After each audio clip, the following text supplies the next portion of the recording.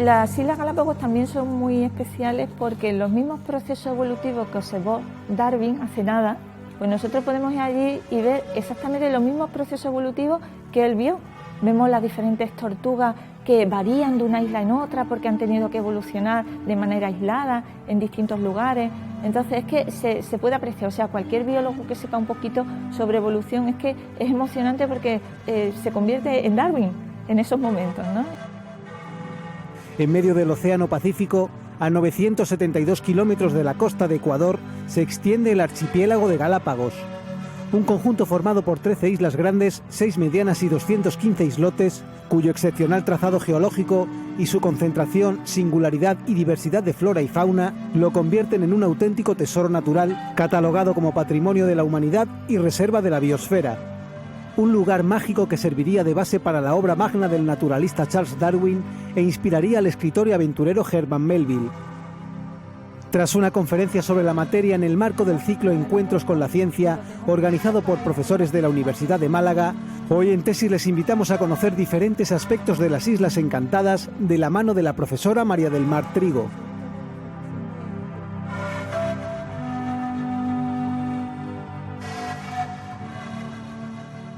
Se descubrieron en el siglo XVI y un poco de una manera fortuita porque el obispo Tomás de Berlanga estaba llevando a cabo una misión para el emperador Carlos I y en su viaje a Perú, que era donde realmente iba, pues se topó con las Islas Galápagos. Después de su descubrimiento, durante los siglos XVI, XVII, incluso el XVIII, pues fueron islas totalmente deshabitadas. Solamente las frecuentaban los piratas, los bucaneros, los balleneros, luego un poquito más adelante, que hacían una paradita allí para abastecerse de carne. ¿De qué carne? Pues carne de tortuga. Además era muy curioso porque no las mataban, sino que las cazaban y las embarcaban vivas. Como las tortugas gigantes de Galápagos pueden pasar mucho tiempo sin comer y sin beber, pues entonces lo que ocurría es que cuando necesitaban carne, sacrificaban una tortuga y siempre tenían carne fresca. Para los biólogos es un paraíso porque no solamente son los reptiles como las tortugas gigantes o como las iguanas, sino también todo tipo de animales, sobre todo aves. Hay una gran cantidad y una gran diversidad de aves y bueno, no solamente los animales, sino las especies de plantas de las que casi nunca se habla en los documentales, pero existen unas 250 especies de plantas endémicas, es decir, que solo vamos a poder ver en Galápagos, no existe en ningún otro lugar del mundo. Y esa diversidad para unas islas es bastante elevada. Las distintas especies llegaron bien volando, como pueden ser las aves, bien transportadas por estas aves a través de las deyecciones, es decir, comían algunas especies de plantas en el continente, volaban y luego dejaban las semillas junto con las deyecciones en la roca volcánica. Otras plantas y animales llegaron en balsas que se formaban en la desembocadura de los ríos y que eran arrastrados por las corrientes hacia las islas. Así pudieron llegar las tortugas, las iguanas, incluso muchos insectos en forma de lavas en el interior de troncos huecos. De esta manera, al llegar, quedaron aislados de sus poblaciones originales y evolucionaron de una manera diferente hasta que dieron lugar a nuevas especies. Es una isla de náufragos, en el sentido de náufragos biológicos, ¿no? Darwin llegó a las Islas Galápagos cuando ya el viaje del Beagle iba de regreso y solamente estuvo allí 5 semanas, de las cuales en tierra pasó aproximadamente unas 2. Y eso fue suficiente para tomar una serie de notas y hacer una serie de observaciones que fueron importantísimas para luego emitir su teoría sobre la evolución de las especies.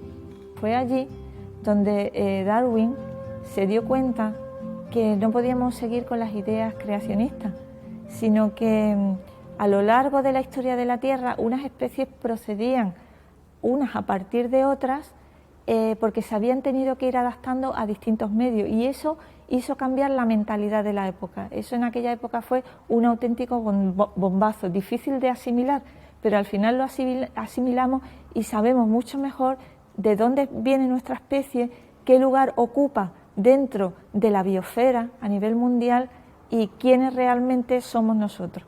Digamos que empezaron a ser más conocidas a partir de la publicación del origen de las especies.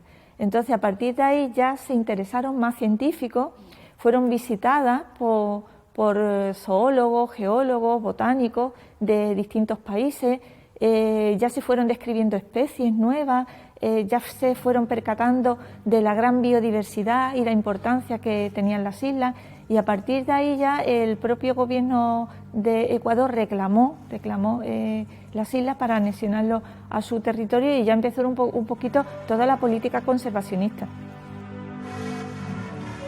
Las tortugas gigantes son una pieza clave en el ecosistema de las islas porque son los herbívoros de allí. Hacen la función un poco como nuestras cabras, como nuestros herbívoros aquí en Europa. Existen casos de tortugas gigantes en otras islas, pero las especies de allí son únicas. Incluso existe un tipo de tortuga que solamente se puede apreciar en las Islas Galápagos, que es las tortugas que tienen el caparazón o carapacho de tipo montura. Ese carapacho tiene como una escotadura en la parte delantera que hace que las tortugas puedan elevar el cuello mucho más que el resto de las tortugas, con lo cual puede acceder a comer de los árboles. Sería algo así como las jirafas, pero en tortugas. El caso del solitario yo recibió tanta atención mediática porque es como un símbolo en lo que a la extinción de especies se refiere. Sabíamos que estaba vivo, que todavía existía la especie, pero que en cuanto falleciera, pues la especie se iba a extinguir, igual que actualmente se están extinguiendo muchas otras especies en todo el mundo.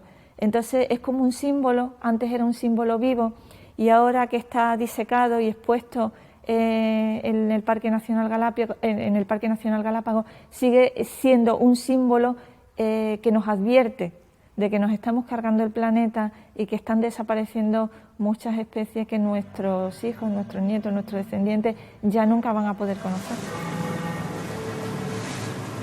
El turismo en las Islas Galápagos es un motor económico importante.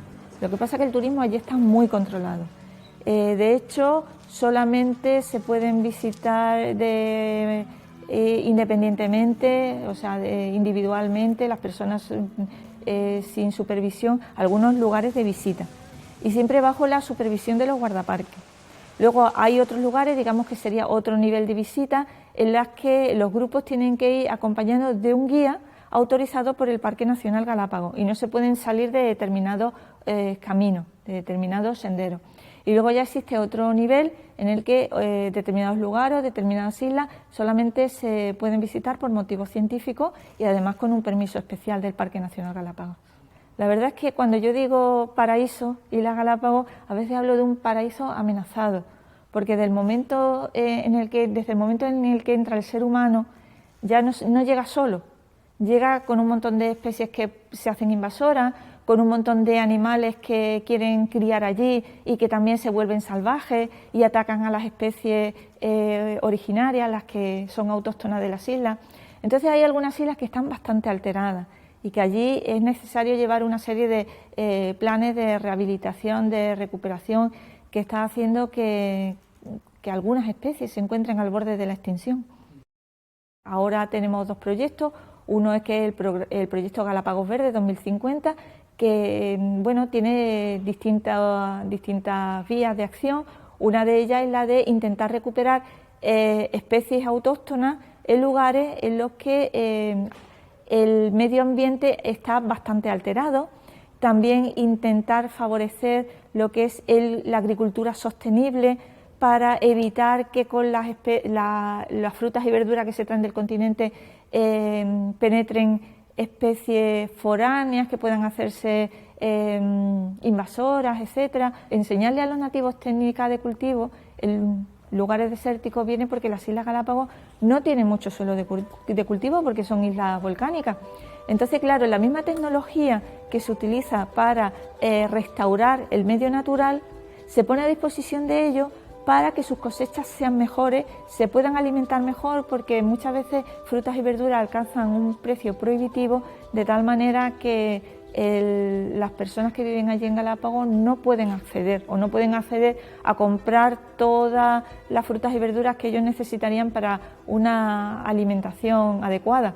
y el otro proyecto, que es de restauración de tortugas gigantes, colaboran con el personal de Galápagos Conservancy y del Parque Nacional para apoyar a los guardaparques en todas las tareas y todas las actuaciones que están realizando en Galápagos.